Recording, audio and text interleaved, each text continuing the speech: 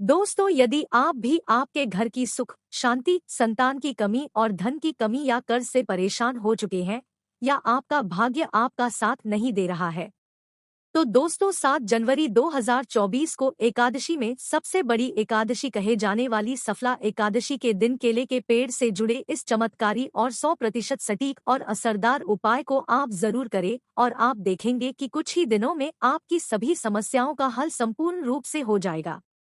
दोस्त, एक साल में करीब 24 एकादशी पड़ती है और 7 जनवरी को पड़ने वाली एकादशी सभी एकादशी में सबसे बड़ी मानी जाती है और इस दिन कई हजार वर्षों बाद बहुत ही दुर्लभ और दिव्य संयोग बनने जा रहा है, क्योंकि इस दिन राजयोग, अमृत, सिद्धि योग और साथ ही धन लक्ष्मी जैसे कई योग बन रहे हैं। और दोस्तों, ये एकादशी शुक्रवार के दिन पड़ रही है, जिस वजह से इस दिन भगवान श्री हरि और माता लक्ष्मी सबसे अधिक प्रसन्न होने वाले हैं।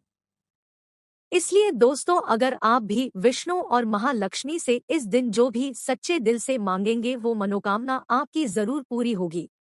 वहीं दोस्तों, विष्णु भगवान को प्रसन्न करने के लिए इस एकादशी पर केले के पेड़ से जुड़ा ये उपाय जरूर करना चाहिए, जो कि आपकी किस्मत बदल देगा और आपको बना देगा मालामाल और धनवान।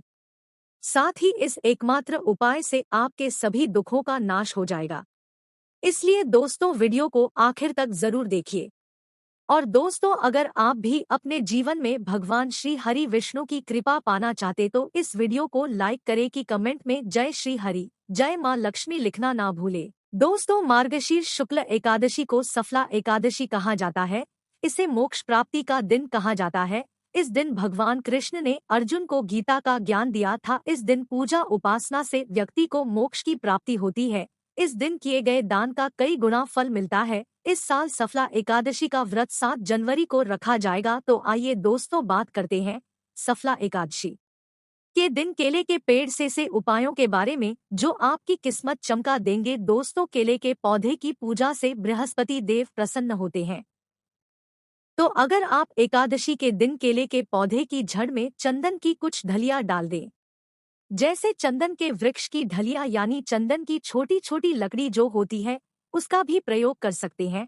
आप 9 ढलियां लेकर अगर पीले धागे में बांधकर केले के पौधे में अर्पित करते हैं, वह धागे आपको तने में बांध देने होते हैं। इससे आपके जीवन में धन का आगमन होता है, व्यापार में वृद्धि होती है, आपकी वृद्धि होती है।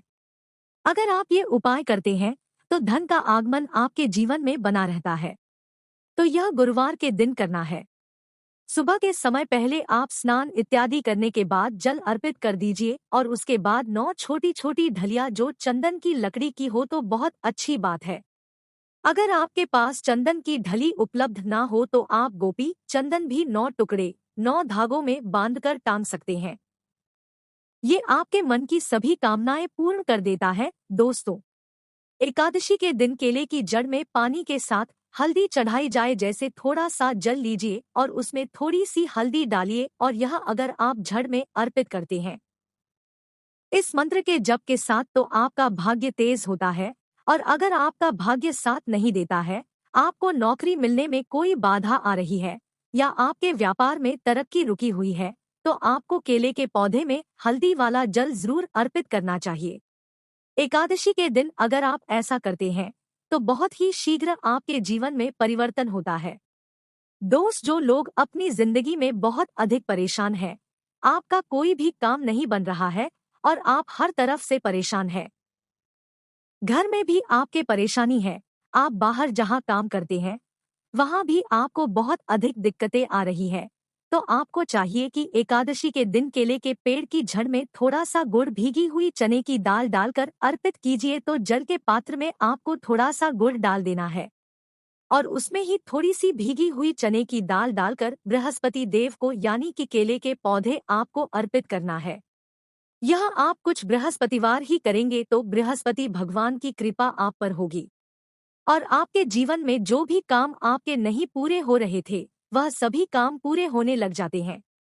अगर आप किसी नए काम की शुरुआत करने जा रहे हैं, कोई नया व्यापार शुरू करने जा रहे हैं, शिक्षा शुरू करने जा रहे हैं, या फिर आप कोई भी ऐसा काम करना चाहते हैं जिससे आप चाहते हैं कि कोई रुकावट ना आए, बहुत ही शीघ्र पूर्ण हो जाए तो आपको चाहिए कि एकादशी के दिन केले के पेड़ में जल के साथ ये सी चीनी मिलाकर अर्पित कीजिए। तो पात्र में ही आपको चीनी डाल देनी है और भगवान बृहस्पति देव का मंत्र बोलते हुए वह आपको अर्पित करनी है, या फिर नमो भगवते वासुदेवाय नमः इस मंत्र के जाप के साथ भी आप यह जल अर्पित कर सकते हैं।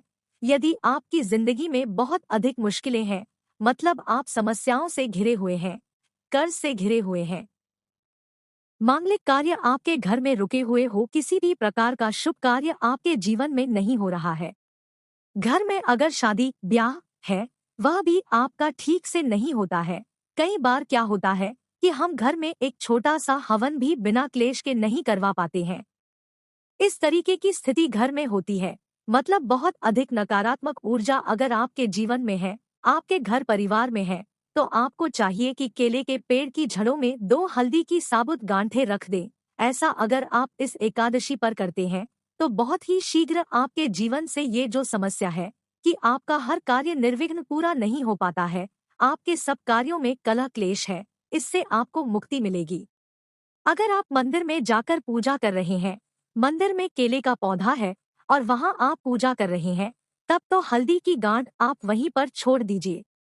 लेकिन अगर आप घर में करते हैं तो एकादशी को आपको साबुत हल्दी चढ़ानी है और जब ये इकट्ठा हो जाती है तो आप वह ले जाकर जल में विसर्जित कर दीजिए, या फिर आप मिट्टी में ही अपने घर में जो गमले हैं उसमें इस हल्दी की गांठ को दबा सकते हैं। दोस्तों, अगर आप धन के अभाव में परेशान हैं या आप बहुत अधिक अमीर चाहते हैं, धन किसको नहीं चाहिए? धन तो सबको चाहिए। आप कितने भी धनवान हो फिर भी ऐसा लगता है कि धन की अभी और भी कमी है। अगर आप धनवान बनना चाहते हैं तो एकादशी के दिन केले की जड़ में 1 रुपए का सिक्का आपको दबा देना है। उसी के अंदर जो पौधे का गमला है उसके अंदर ही आपको 1 रुपए का सिक्का ढाल देना है। ऐसा करने से माँ लक्ष्मी प्रसन्न हो जाती है और श्री हरि विष्णु का स्वरूप ही माना जाता है केले के पौधे को। तो ये उपाय अगर आप अपने घर में करते हैं तो बहुत होगा, या फिर जहाँ भी, जैसे अगर हम मंदिर में भी जाकर करते हैं तो 1 रुपए का सिक्का या 5 या 10 रुपए का जो भी आपके पास सिक्के के स्वरूप में जो पैसे होते हैं वही आपको मिट्टी में दबाने हैं। तो ध्यान यही रखना है कि कोई आपको उस मिट्टी में सिक्का डालते हुए देखे नहीं, क्योंकि कई बार क्या होता है, आप सिक्का चढ़ाकर आए, किसी और ने उसे निकाल दिया तो इसका भी फल नहीं मिलता है। तो जब आप सिक्का चढ़ाकर आते हैं, मतलब दबाकर आते हैं, अगर मंदिर में जाकर कर रहे हैं, तब आपको ध्यान रखना है, घर में पौधा है तब तो आराम से गमले की मिट्टी में डाल दीजिए और फिर आप उसको छोड़ दीजिए। सिर्फ एक ही बार ये उपाय करें और आप देखें आपके जीवन में चमत्कारी रूप से धन का आगमन होता है। जो भी कार्य आप कर रहे हैं, चाहे छोटा सा ही व्यापार है, आपका वह व्यापार बहुत जल्दी तरक्की करता है।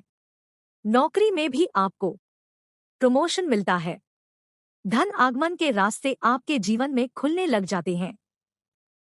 दोस्तों, यदि आपके शादीशुदा जीवन में बहुत अधिक परेशानी आ रही है, दाम्पत्य जीवन बहुत अधिक परेशानी में, तो आपको चाहिए कि एकादशी के दिन जैसे केले के पेड़ की पूजा जो आप कर रहे हैं, तो ऐसे में आपको केले के पेड़ पर हल्दी की गांठ अर्पित करनी है और भीगे हुए मुनक्के चढ़ाने हैं, और जल तो आप चढ़ा ही रहे हैं, हल्दी चढ़ा रहे हैं, उसके साथ ही आपको 2 गांठ साबुत हल्दी की डाल देनी है और जो भीगे हुए मुनक्के होते हैं वह भी चढ़ाने चाहिए।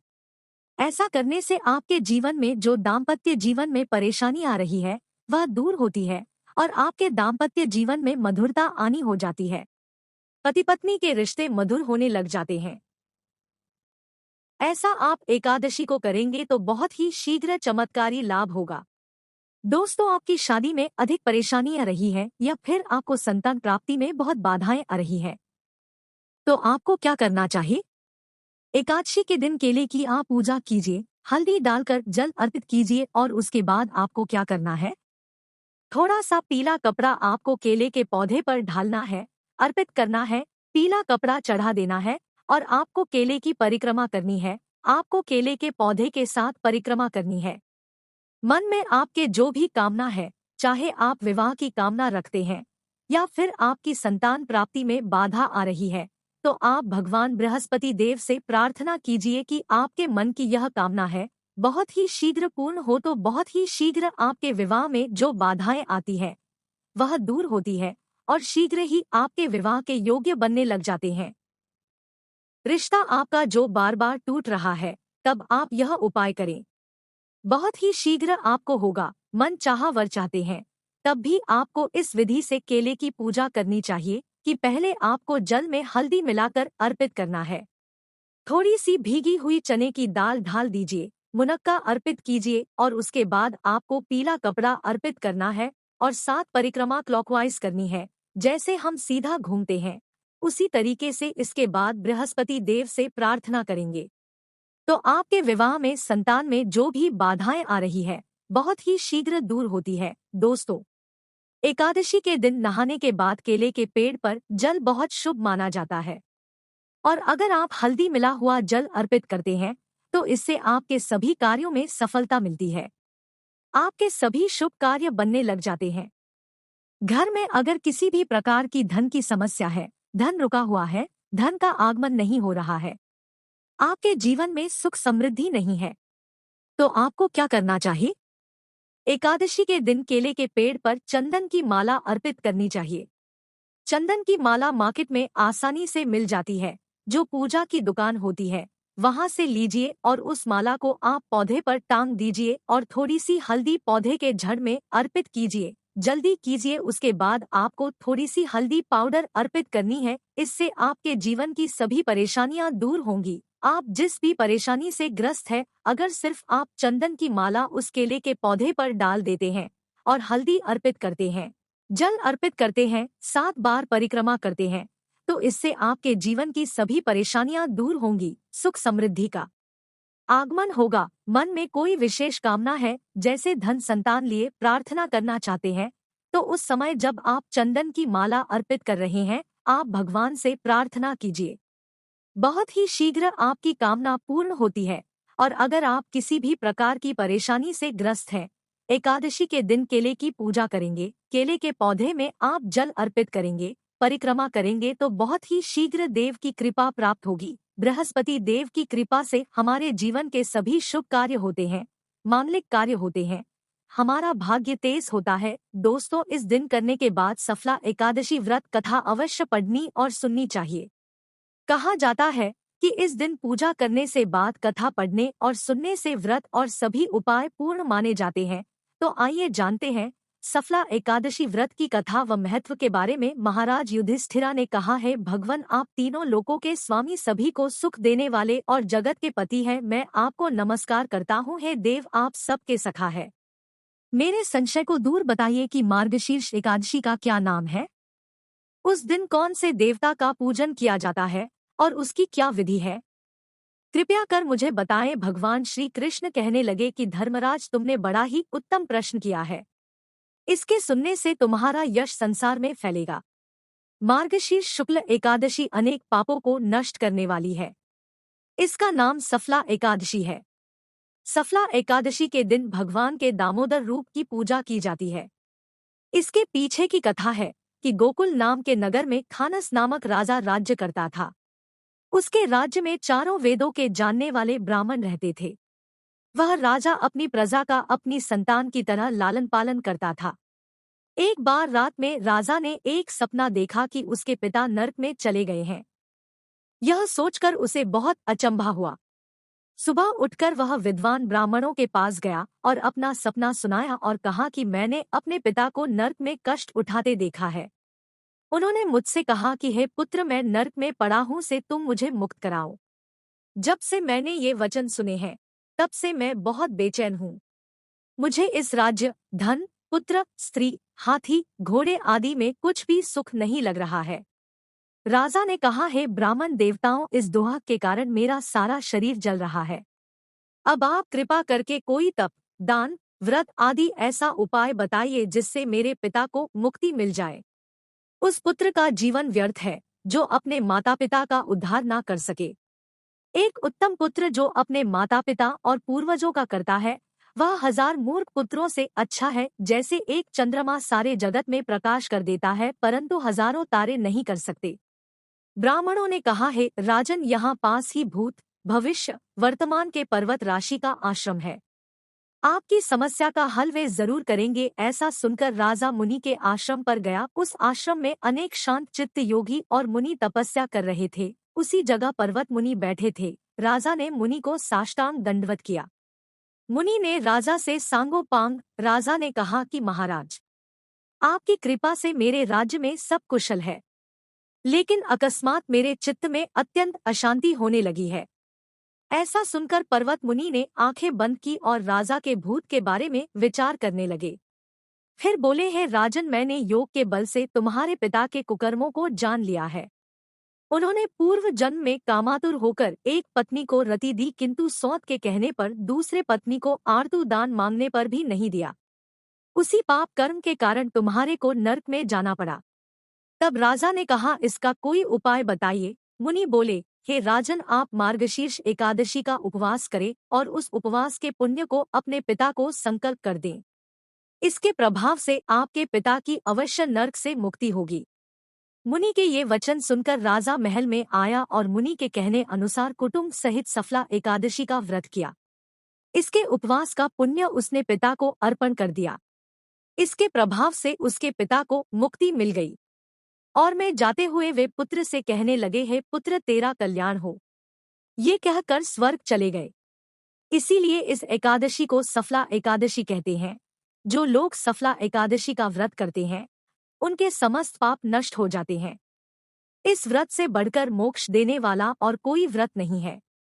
वहीं दोस्तों, अब हम आपको बता रहे हैं कि इस दिन राशि अनुसार भगवान विष्णु की पूजा कैसे करें ताकि आपको ज्यादा से ज्यादा शुभ फलों की प्राप्ति हो।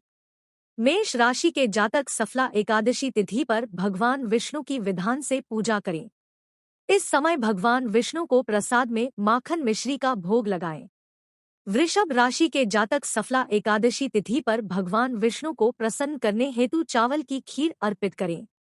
इस उपाय को करने से घर में सुख समृद्धि आती है। मिथुन राशि के जातक भगवान विष्णु का आशीर्वाद पाने के लिए सफला एकादशी तिथि पर लक्ष्मी नारायण की पूजा करें। साथ ही भगवान विष्णु को दूर्वा अर्पित करें। कर्क राशि के जातक भगवान विष्णु की कृपा दृष्टि पाने के लिए सफला तिथि पर विधि पूर्वक विष्णु जी की पूजा करें।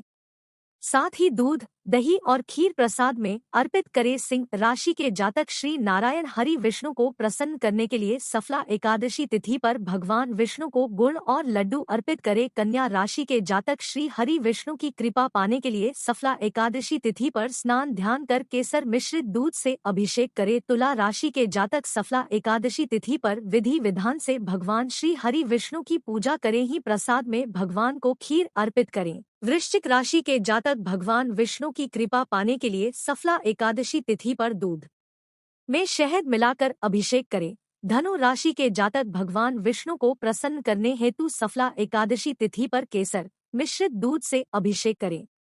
ऐसा करने से घर में सुख समृद्धि आती है। मकर राशि के जातक भगवान विष्णु को प्रसन्न करने हेतु सफला एकादशी तिथि पर भगवान विष्णु को चना, दाल और गुड़ प्रसाद में अर्पित करें। राशि के जातक भगवान विष्णु को प्रसन्न करने हेतु सफला एकादशी तिथि पर विधि विधान से लक्ष्मी जी और विष्णु जी की पूजा करें।